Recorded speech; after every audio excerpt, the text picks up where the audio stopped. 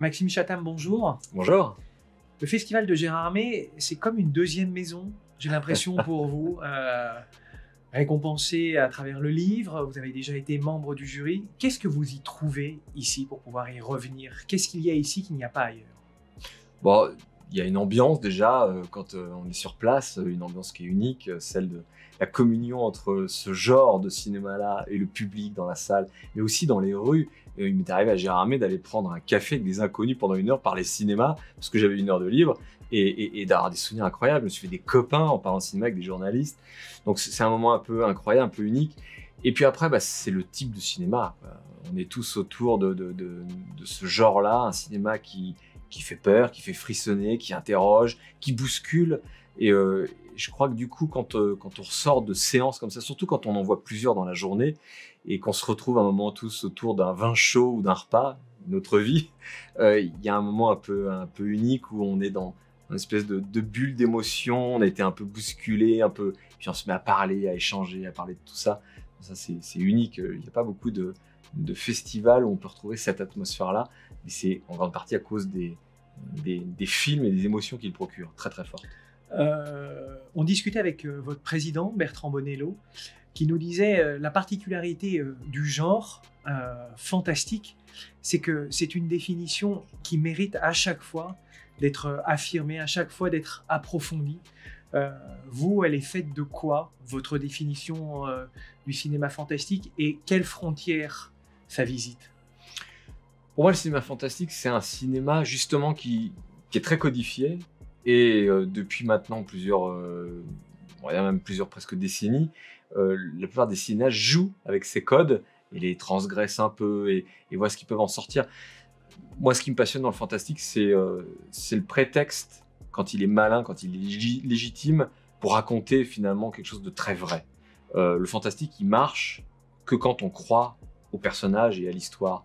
Or, tout ça, c'est des prétextes, en fait. C'est un moyen de s'amuser avec une caméra, avec des comédiens ou dans une salle avec ses émotions pour raconter quelque chose du monde, mais qu'on n'a pas envie de raconter en frontal. Et vous pouvez parler de sujets extrêmement durs qui demanderaient normalement un drame éprouvant pour parler d'un sujet, avec un film fantastique qui va vous divertir. Et je trouve que c'est un énorme avantage de ce genre de cinéma-là, c'est qu'il permet justement de ne pas oublier de divertir, tout en posant parfois des questions, tout en jouant avec des émotions extrêmement sérieuses, parce que la peur, c'est sérieux, parce qu'on peut aller dans le drame, on peut aller dans l'humour, on peut y mettre plein de choses en fait dans le fantastique, c'est générique quasiment. C'est un cinéma, il n'y a pas beaucoup d'équivalent, je trouve, même si j'aime tout type de cinéma, hein, mais je trouve que le cinéma de genre fantastique, il a cette richesse quand même qui est un peu inégalée. Est-ce qu'il arrive, ce cinéma fantastique, à vous déranger parfois, à vous troubler au point de ne pas pouvoir soutenir ce que vous voyez? Au point de ne pas pouvoir soutenir, non. Ce qui me dérange dans le cinéma fantastique quand il va trop loin, c'est dans le gore. C'est-à-dire le gore gratuit. Bon, ça peut faire sourire. C'est-à-dire qu'à un moment, si on a compris que soit c'est la carte de l'humour, on en fait des caisses pour essayer de trouver un moyen d'en rire, pourquoi pas. Là, il faut être bon, il faut y arriver. Mais Peter Jackson y arrivait bien dans ses premiers films quand c'est ce qu'il voulait faire. Mais quand c'est juste du gore pour en faire des quantités astronomiques, ça raconte rien, quoi. Si Kubrick ouvre les portes de l'ascenseur dans Shining et en balançant des flots de sang, ça raconte quelque chose, ça met mal à l'aise. Ok, là ça marche. Si en revanche on fait gros plan sur une jambe qu'on est en train de briser et en train de montrer les os et le sang qui coule, mais que ça raconte rien d'autre, c'est juste pour me déranger. Ok, mais c'est quoi l'intention derrière? Et si en plus ce n'est que ça dans le cinéma, non, c'est un cinéma qui veut choquer gratuitement. Ça m'intéresse pas. Donc ce qui va me déranger après, moi, à titre personnel, et c'est aussi là des forces du cinéma fantastique, c'est que on a tous des peurs personnelles. On n'a pas peur de la même chose et pas au même moment. Et un bon film, c'est un film qui arrive soit à trouver un moyen de nous emmener tous dans une émotion commune, et ça, c'est pas facile dans la peur, parce que le rire, on peut, bon, vous allez me dire non, on rit pas tous de la même chose au même moment, mais globalement, vous faites un truc, bon, voilà, dans la peur, c'est pas si évident que ça, je trouve. Et moi, ce qui va me faire peur, typiquement, ou qui va me déranger, en tout cas, ça va être tout ce qui est du domaine de l'organique. Hein. Le cinéma de Cronenberg, qui est pas un cinéma qui fait peur, c'est un cinéma qui me dérange. Et je l'adore, hein. Mais je trouve qu'il arrive à provoquer des émotions, des questionnements. Ouais, je vais voir un Cronenberg avant de mettre le film ou avant d'entrer dans la salle de cinéma. Je dis, ok, respire, souffle. tu vas te prendre 2 heures là, tu vas pas ressortir de la même manière de ce film-là. Parce qu'il fait dialoguer justement le corps et après le cérébral. C'est ça un Cronenberg, ce qu'il arrive à marier, c'est ce dialogue en ne choisissant pas l'un ou l'autre, mais en les réunissant. Ouais, mais Cronenberg, ce qu'il fait, c'est qu'il nous interroge sur ce qu'on est tous en tant qu'être humain. C'est une enveloppe de chair avec quelque chose à l'intérieur. Mais c'est quoi ce qu'il y a à l'intérieur? Et qu'est-ce qui se passe quand on commence à tout mélanger?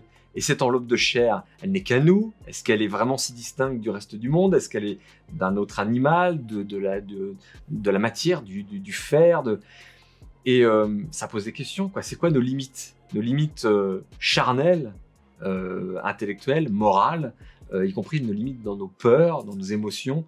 Et qu'est-ce qui fait un être humain? À quel point on est juste encore un animal, avec une conscience d'être autre chose, mais, ou la croyance de l'être? Voilà, j'aime ce cinéma-là qui pose plein de questions, qui sans être trop démonstratif dans l'interrogation, nous embarque dans quelque chose qui, même visuellement, parfois est profondément dérangeant. Je veux dire, moi, j'ai jamais été dans un appareil qui permet de se téléporter, mais pourtant, Jeff Goldblum dans La Mouche, chaque seconde de son tourment, c'est effroyable. J'ai pas besoin de me dire ça n'existe pas encore comme technologie pour croire à chaque seconde de ce film-là. Et c'est profondément dérangeant, quoi. On est avec ce type, il y a une empathie forte, puis c'est ça aussi, on l'a pas dit beaucoup, mais cinéma de genre, ça marche bien quand il y a une profonde empathie avec les personnages. Cronenberg, il est très fort pour ça, pour nous amener sur des trucs complètement barrés, avec beaucoup d'empathie. Vous qui êtes fan de Stephen King, qui a très largement été adapté au cinéma, hein, entre Christine et Dead Zone, il y a eu des choses plus ou moins réussies. Quel roman ou nouvelle vous aimeriez voir adapté? Et la question la plus subtile, c'est par qui? De Stephen King? Ouais. Alors c'est compliqué parce que Stephen King a été globalement adapté sur à peu près tout ce qu'il avait fait. et en effet, pas toujours très bien, parfois très bien, ça dépendait. Moi j'adore, je trouve que ça raconte beaucoup de choses, j'adore l'opposition qui existe entre le Shining de Kubrick et le Shining de King. D'ailleurs, King déteste le film de Kubrick. Et je trouve que c'est génial pour un romancier que je suis de se dire, un roman qui est très bon peut faire un très bon film qui est très différent. Quitte à ce que ça déplaise à son auteur.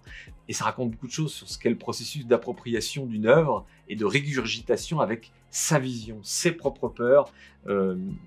Ils ont une histoire commune, mais après, chacun part dans sa vision, il se l'approprie. Et ça j'aime beaucoup. Alors après, dans ce qui est du domaine de ce qu'a produit Stephen King, elle existe déjà, en fait. Le texte que je rêvais de voir, c'est Brume, un texte que je trouve terrible, formidable, mais très très dur, une grande nouvelle, une novella, comme on dit. Et Frank Darabont, qui est quand même un habitué à s'approprier et à adapter Stephen King, en a fait un film qui est très réussi, qui est très dur, très nihiliste, mais que j'ai beaucoup aimé. Et surtout dans sa version, il a fait une version aussi en noir et blanc, que j'aime beaucoup, qui renvoie un peu à ce cinéma des années 50 que j'ai toujours adoré, avec les monstres attaques, la créature du lagon noir dont je porte aujourd'hui fièrement le t-shirt. C'est ce que j'allais vous dire. Vous pourriez inviter des gens comme Guillermo del Toro ou Denis Villeneuve qui ont fait leurs preuves. Est-ce que ça vous intéresserait de voir leur création au service d'un texte? Parce que le cinéma fantastique, c'est probablement le vrai territoire où s'expriment les créatifs. Oui, je pense. Moi, quand on me dit vous rêveriez, si vous avez carte blanche, de faire adapter un de vos livres par quelqu'un, forcément, j'ai envie d'aller piocher dans les créatifs. Fincher, la mise en scène, le moindre détail étudié. Guillermo del Toro pour le lyrisme un peu incroyable qui donne au fantastique. Qui lui redonne sa poésie, parce que le fantastique, c'est souvent, ça doit rimer avec poésie. Villa-Pons nous en a parlé, et on oublie souvent que les deux peuvent être accrochés. Cocteau l'a très bien démontré, mais on s'arrête jamais là-dessus. Mais en fait, ce qui m'amuse, moi, dans le fantastique, c'est de voir comment on s'est éloigné petit à petit de sa définition de base, parce que la définition du fantastique, c'est une définition littéraire. C'est 19e siècle, le fantastique, c'est... on est entre Mary Shelley et le Tour d'écrou, James, et de se dire, c'est une œuvre où la résolution finale, la compréhension finale, elle est à la lisière entre la possibilité, le rationnel et l'irrationnel, entre la folie, entre l'inconscient. Et c'était ça le fantastique. Et puis petit à petit, on l'a fait dériver. On y était de plus en plus fort, de plus en plus loin. Dracula, on a monté jusqu'à l'affronter pleinement, l'assumer totalement. Et puis petit à petit, on est revenu à la fin du XXe siècle, notamment beaucoup avec le cinéma, sur une vision du fantastique qui était notamment, en effet, Guillermo del Toro en est un bel exemple, peut-être aussi un peu plus à nouveau très humaine, dans quelque chose de touchant, quelque chose de lyrique, de poétique. Cocteau l'avait fait bien avant, mais on était reparti quelque chose de beaucoup plus divertissant, frontal, le fantastique, les monstres, les créatures. Ça redevenait des contes. Ouais, c'est ça. Et puis là, aujourd'hui, on voit qu'on a un cinéma fantastique qui... Alors, il y a un peu de tout, hein. Il y a ceux qui vont dans le divertissement, etc. Mais aussi un cinéma fantastique qui, à nouveau, se réapproprie ces codes-là pour interroger sur le monde. It Follows, Get Out, Us, tous ces films qui parlent du monde actuel, de nos problématiques actuelles, mais qui servent du fantastique, de la dimension horrifique ou de la peur, pour le traiter. Pour peut-être revenir à la définition de Godard, c'est-à-dire nous montrer l'invisible, rendre visible l'invisible. Ouais, mais dans le domaine de l'invisible, dans le fantastique, qu'est-ce que c'est le cœur de tout ça? C'est l'émotion. Et ils ont commencé par se servir de l'émotion qui était celle de la curiosité, on est intrigué, et puis pour aller jusqu'à celle de la peur, qui est une émotion qu'on... Primaire, ouais, animale. primaire avec laquelle on n'est pas tant joué que ça, y compris au cinéma. On a très souvent joué au cinéma avec des émotions du quotidien, heureux, pas heureux, tristesse, colère, rage, et puis on va à la pulsion, etc., le crime, pourquoi pas. Mais la peur, c'est une des émotions qui a le moins bougé, qui est la plus figée depuis qu'on est quasiment même des singes, en fait. On a toujours eu peur. Et on a toujours eu peur de choses qui étaient à la base les mêmes. La peur du noir, la peur de l'étranger, de ce qu'on ne connaît pas, la peur de l'enfermement, la peur de la mort. Et voilà, et encore aujourd'hui, on ne fait que finalement décliner ces peurs-là dans le cinéma. Transition toute trouvée pour cette dernière question, puisque nous sommes la seule espèce qui ait conscience de la mort, et pourtant nous ne connaissons pas le sens de la vie, Maxime Chatham. Donc est-ce que le cinéma fantastique, en définitive, ça serait pas simplement une crise de conscience? J'adore l'idée. Ben, probablement, c'est une crise de conscience, et c'est probablement aussi une espèce de... presque comme une interprétation de ce qui existe entre le conscient et l'inconscient. Quelle est la part du cauchemar dans la réalité? Quelle est la part du rêve? Quelle est la part du fantasme? Et qu'est-ce qui est à moi? Qu'est-ce que j'ai subi? Et comment je peux me réapproprier tout ça? Et au final, qu'est-ce que ça raconte sur le monde? Et qu'est-ce que ça raconte sur moi? Moi, quand je vais voir un film qui fait peur, pourquoi est-ce que j'y vais? Pourquoi j'ai préféré ce type de film qui fait peur à un autre? Pourquoi est-ce que ce type de monstre va me faire peur et pas celui-là? Ça raconte beaucoup de choses sur ce qu'on est, et je crois qu'on va au cinéma aussi pour ça, pour finalement se divertir, mais aussi apprendre un peu mieux qui on est.